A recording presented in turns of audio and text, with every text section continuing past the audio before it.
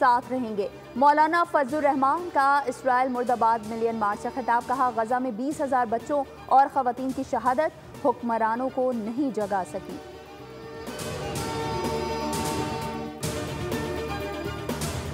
कराची के इलाके रनछोड़ लेन में पुलिस एहलकार पर फायरिंग का वाकया, सीसीटीवी फुटेज बोल न्यूज़ को मौसूल। पुलिस एहलकार को बिरयानी की दुकान पर खड़े देखा जा सकता है।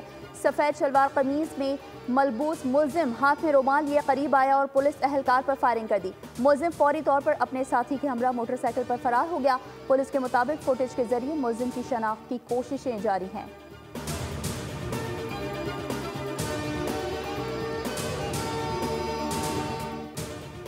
और पीएसएल मैच में लाहौर कलंदर्स का कोयटा ग्लैडिएटर्स को 220 रन का टारगेट। फखर जमान 67 रन के साथ नुमायां तरीन रहे। अब्दुल्ला शफीक और डैरल मिचेल ने 37 रन की इनिंग्स खेली।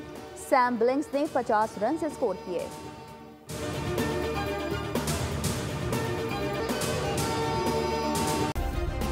सब्सक्राइब करें और बेल दबाएं ताकि कोई खबर रह न जाए।